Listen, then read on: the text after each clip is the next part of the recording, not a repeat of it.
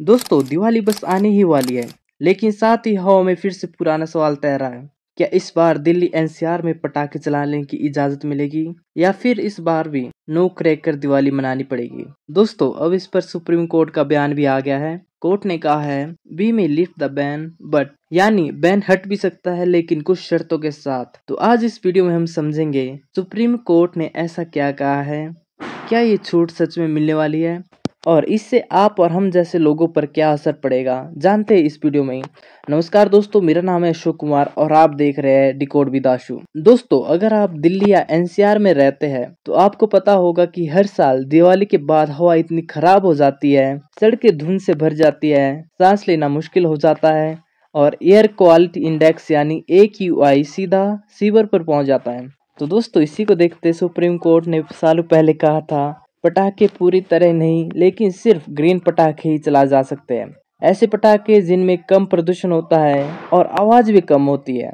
लेकिन अब सवाल यह है दोस्तों, क्या इतने सालों में इस नियम से कोई बड़ा फर्क पड़ा या हम बस त्योहार का असली मजा खो बैठे? दोस्तों इस बार सुप्रीम कोर्ट ने पटाखों पर अस्थायी रूप से बैन हटाने पर विचार किया है, यानी दिवाली के कुछ दिनों के लिए सीमित छूट दी जा सकती है। तो कोर्ट ने भी यह कहा है कि यह कोई स्थायी राहत नहीं होगी बल्कि ट्रायल बेसिस पर दी जाएगी। तो दोस्तों इसका यह मतलब है कि कोर्ट देखना चाहता है कि अगर हम थोड़ी छूट दें तो उससे क्या हवा की गुणवत्ता बिगड़ती है या नहीं।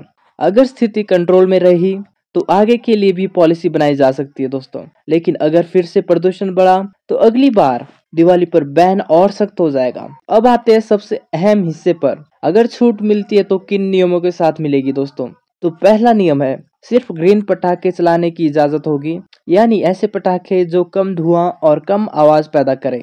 नंबर 2, पटाखे बेचने का हक सिर्फ लाइसेंस धारी दुकानों का होगा। जैसे कि आप ऑनलाइन वेबसाइट्स जानते हैं, अमेजोन या फ्लिपकार्ट, इन पर पटाखे बेचना बिल्कुल ही गैर कानूनी हो जाएगा। समय तय रहेगा, यानी कि रात के 8 बजे से 10 बजे तक ही आप पटाखे जला सकते हैं। लड़ी या जॉइंट क्रैकर्स यानी एक साथ जलाने वाले पटाखे पूरी तरह बैन रहेंगे। नकली ग्रीन पटाखों पर सख्त निगरानी रखी जाएगी। सुप्रीम कोर्ट ने साफ कहा है कि अगर कोई इन नियमों का उल्लंघन करता है तो राज्य सरकारें सीधे कार्रवाई करेगी। दोस्तों यह मामला सिर्फ पटाखों तक सीमित नहीं है, इसके पीछे दो बड़ी बातें हैं। एक तरफ है लोगों की हेल्थ और एनवायरनमेंट और दूसरी तरफ है पटाखा उद्योग से जुड़े लाखों मजदूरों की रोजी रोटी। सिर्फ तमिलनाडु के शिवकाशी जैसे इलाकों में हजारों परिवार पटाखे बनाने के काम में जुड़े हैं। उनके लिए बैन का मतलब है बेरोजगारी। तो इस बार दिल्ली एनसीआर में ग्रीन पटाखों की सीमित अनुमति मिल सकती है। आपके हिसाब से क्या होना चाहिए दोस्तों, दिल्ली एनसीआर में पूरी तरह पटाखों का बैन या फिर थोड़ी सी नियंत्रित छूट? कमेंट बॉक्स में अपनी राय जरूर लिखिए, क्योंकि ये सिर्फ सरकार या कोर्ट का नहीं, हम सबका मुद्दा है। तो मिलते हैं आपसे अगली वीडियो में डिकोड विद आशु के साथ। तब तक के लिए बाय और नमस्कार।